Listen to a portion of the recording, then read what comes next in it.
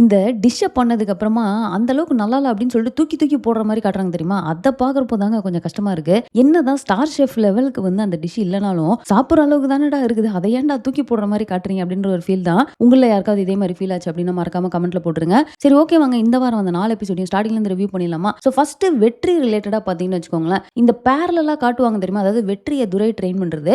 அந்த பக்கம் பார்த்தீங்கன்னா, ஐஷுவ வந்து நெடுமாறன் ட்ரெயின் பண்றத காட்டுவாங்க. எவ்ளோ கடுமையான அந்த ட்ரெய்னிங் போயிட்டு இருக்கு அப்படிங்கிறது வெற்றிலாம் தலையிலேயே சும்மா அடி வாங்கிக்கிட்டே இருப்பாரு. அதெல்லாம் நல்லா இருந்தது. நம்ம நெடுமாறன் என்ன மாரி பண்ணியிருப்பாரு அப்படிங்கிறது ஆல்ரெடி நமக்கு தெரியும். இதுல என்ன அப்படின்னு பார்த்தீங்கன்னா, நம்ம துரை வந்து தூரத்துல இருந்து வெற்றிய பார்க்குற மாரி ஒரு சீன் இருக்கும் இல்லையா? அதுல அவரு செய்றது, அவரோட மேனரிசம்லாம் பார்க்குறப்போ அப்படியே இவருக்கு அந்த சிதம்பரம் ஞாபகம் வந்துகிட்டே இருக்கும்.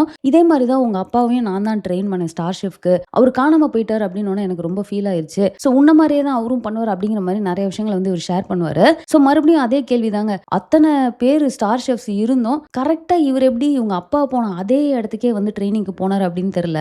ஸோ இதுல துரை அப்படிங்கிற கேரக்டர வந்து சும்மா கேஷுவலா அப்படி இன்ட்ரோடியூஸ் பண்ணி இந்த ஸ்டார் ஷெஃப்போட அப்படி நிறுத்தாம, அதுக்கு அந்த டெப்த் குடுக்குற மாரி என்ன பண்ணாங்கன்னு பார்த்தீங்கன்னா, இந்த வாரம் வந்து அவரோட ஸ்டோரிய கொஞ்சமா அப்படி வந்து காட்டுனது வந்து ரொம்பவே நல்லா இருந்ததுங்க. ஏன்னா அவர் எப்ப பாரு அந்த நடு கடல்ல போயிட்டு போயிட்டு நிக்கிறாருன்றது தான் வந்து ஸ்டார்ட்டிங்ல இருந்தே வந்து சொல்லிட்டு இருப்பாங்க இல்லையா? இவரு வந்து இந்தியாவுக்கு வந்ததுக்கு காரணமே அவங்க ஒய்ஃப் வந்து இந்த மாரி ஸ்டார் ஷெஃப்ல பார்ட்டிசிபேட் பண்ணி அதுல வின் பண்ணுங்க. அப்பதான் இந்த உலகத்துக்கே நம்மளோட நிலைமைய புரிய வைக்க முடியும். இவங்க ஒய்ஃப் அண்ட் கிட்ஸ் எப்படியாவது இவர்கிட்ட கூட்டிட்டு வந்துரணும் அப்படிங்கிறதுக்காக அவர் ட்ரை பண்ணது.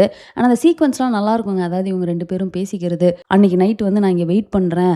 நீங்க அங்கருந்து ஏறி வந்துருங்க அப்படின்னு சொல்லிட்டு அவங்க ஒய்ஃப் 2 பசங்கள ஏறி வர சொல்றது. பட் கடைசி வரைக்கும் பார்த்தீங்கன்னா, அவங்க வரவே இல்ல. அதுக்காக அவர் எப்பவுமே போயிட்டு அந்த ஸ்பாட்லயே வந்து வெயிட் பண்ணிட்டு இருக்கேன் இப்போ வரைக்கும் அப்படின்னு அவர் சொன்னது. ஸோ அதெல்லாம் ஒரு மாரி கொஞ்சம் எமோஷனலா நல்லா இருந்தது. ஸோ இப்போ வெற்றியோட ட்ரெய்னிங் முடியுது. ஆனா இங்க என்ன ட்விஸ்ட் வச்சாங்க அப்படின்னு பார்த்தீங்கன்னா, கரெக்ட்டா வெற்றியோட ட்ரெய்னிங் முடியுது. அவங்க அம்மா பார்த்தீங்கன்னா சீரியஸா வந்து ஹாஸ்பிட்டல்ல இருக்காங்கன்ற மாரி வரும். ஆனா நான் பயந்த அளவுக்கு அத வந்து பயங்கரமான ஒரு எமோஷனல் பிளாக்கு, டிராமா அப்படின்னு கொண்டு போகாம, அந்த சீன ரொம்ப அழகா எடுத்திருந்தாங்க. அதாவது இவர் போய் அவங்க அம்மாவ பார்ப்பாரு. அவங்க அம்மாக்கு அந்த இடத்துல ரொம்ப முடியல. இவரு ஃபீல் பண்றாரு. எல்லாமே இருக்கு. பட் அந்த இடத்துல அவங்க அம்மா ரொம்ப கிளியரா சொல்லுவாங்க.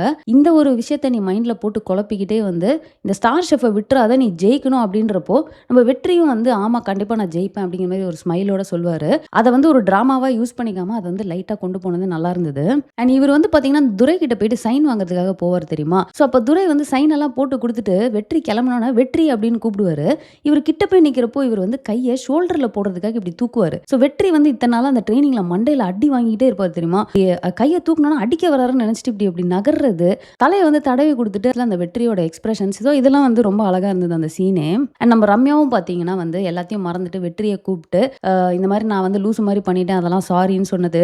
ஆனா வந்து நமக்கு நல்லாவே தெரியுது ரம்யா வந்து இன்னும் அந்த ஃபீலிங்ஸ் வந்து வெளிய வரல. பட் வெற்றி சொன்ன ஒரு காரணத்துக்காக அந்த லிமிட்னா லிமிட் அப்படின்ற மாரி அவங்க பழகிட்டு இருக்காங்கன்னு தெரியுது. ஸோ நம்ம நெடுமாறன் எப்படியும் சும்மா இருக்க மாட்டார் இல்லையா? ஸோ இந்த ஃபைனலா இந்த ஸ்டார் ஷெஃப் காம்படிஷனுக்கு வந்து அவங்க பேர குடுக்கறதுக்காக அத ரெஜிஸ்டர் பண்றதுக்காக வரப்போ பார்த்தீங்கன்னா, ஃபர்ஸ்ட்டே நெடுமாறன் வந்துடுறாரு. இந்த மாரி என் பொண்ணு பார்ட்டிசிபேட் பண்றா அப்படிங்கிறதெல்லாம் சொல்றாரு.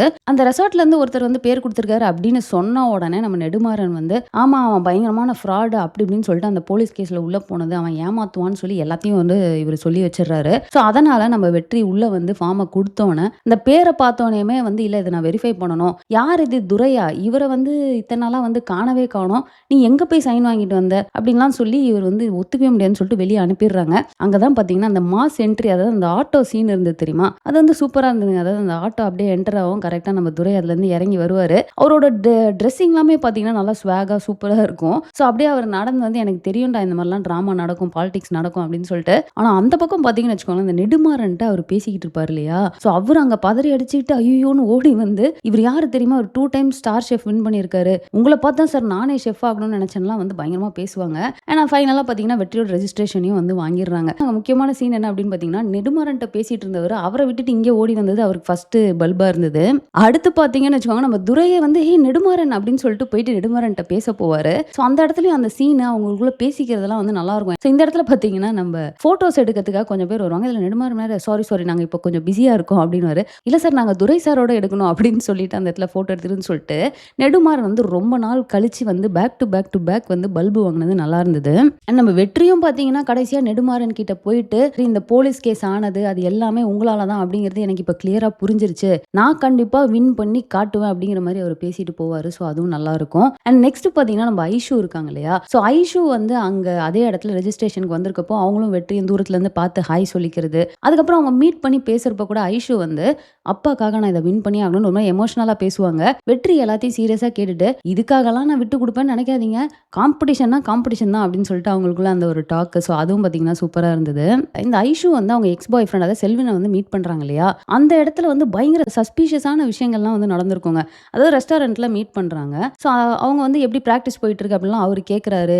என்ன மாரி அவர் உன்ன ட்ரெயின் பண்ணுவாருன்னு கேட்குறாரு. எல்லாத்துக்குமே வந்து இவங்க பதில் சொல்லிட்டு இருக்காங்க. பட் எக்ஸ்ட்ரா இன்ஃபர்மேஷன் என்ன குடுத்துர்றாங்க அப்படின்னு பார்த்தீங்கன்னா, இந்த நாய்ஸியா இருந்தாலே வந்து எனக்கு டிஸ்டர்ப் ஆயிடும். என்னால குக் பண்ண முடியாது. நான் வந்து ஹெட்ஃபோன்ஸ் போட்டுட்டு தான் பண்ணுவேன் அப்படிங்கிறாங்க. அண்ட் இந்த ஜாப்பனீஸ் அண்ட் இன்னொன்னு ஏதோ ஒண்ணு சொல்லுவாங்க. ஸோ அந்த குசைன்லாம் வந்து எனக்கு சுத்தமா எனக்கு வந்து சமைக்கவே வராது. இவ்வளோ இவங்களோட வீக்னஸ வந்து அப்படியே ஓப்பனா வந்து அவங்க சொல்லியிருப்பாங்க. And at the same time அதுக்கப்புறம் அவர் குடுத்த ரியாக்ஷன் வந்து, இவர் என்னத்தையோ மைண்ட்ல வச்சுட்டு தான்டா இத வந்து கேட்டிருக்காரு. அண்ட் இன்ஃபாக்ட் வந்து பழகுறதே ஏதோ ஒரு விஷயத்துக்காக தான் பழகுறாரு அப்படிங்கிறது வந்து ரொம்ப கிளியரா தெரிஞ்சது அந்த சீன்ல. ஸோ இது போக பார்த்தீங்கன்னு வச்சுக்கோங்களேன், நம்ம விக்கிங்க. அதாவது விக்கி போன வாட்டியே வந்து நெடுமாறனுக்காக அவ்வளோ பெரிய டிராமாவ கிரியேட் பண்ணிட்டு, அந்த ரெசார்ட்ட வந்து பெரிய பிரச்சனையில விட்டுட்டு வந்துருவாரு இல்லையா? நேரா நம்ம நெடுமாறன பார்க்க வராரு. நெடுமாறன் பார்த்தீங்கன்னா, நான் சொன்ன மாரியே உனக்கு வந்து அப்ராட்ல ஒரு ரிசார்ட்ல வந்து எக்ஸிக்யூட்டிவ் ஷெஃபா உனக்கு நான் வந்து இது பொசிஷன் வாங்கி தரேன் அப்படின்னு சொல்லுவாரு. அண்ட் விக்கி அண்ட் வேணிக்குள்ள பார்த்தீங்கன்னு வச்சுக்கோங்க, நம்ம வேணி நம்ம ஆல்ரெடி சொன்ன மாரி அவங்களுக்கு கரெக்ட்னா கரெக்ட், தப்புனா தப்பு. அது யாரா இருந்தாலும் விட மாட்டாங்க அப்படின்னு நம்ம சொல்லியிருப்போம் இல்லையா? ஸோ எக்ஸாக்ட்டா வேணி வந்து அதே மாரி தான் வந்து ரியாக்ட் பண்ணியிருப்பாங்க.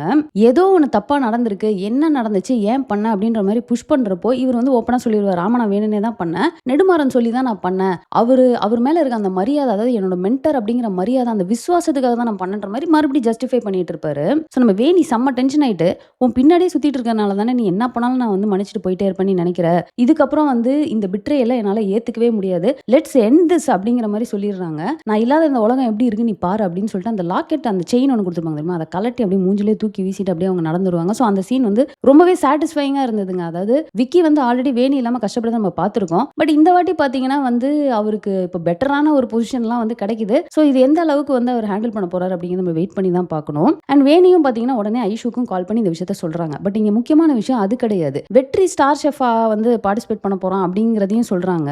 இதோட சேர்த்து ரொம்ப இம்பார்ட்டன்டான விஷயம் என்ன அப்படின்னு பார்த்தீங்கன்னா, சிதம்பரம் தான் அவளோட அப்பா அப்படிங்கிறத வந்து சொல்றாங்க.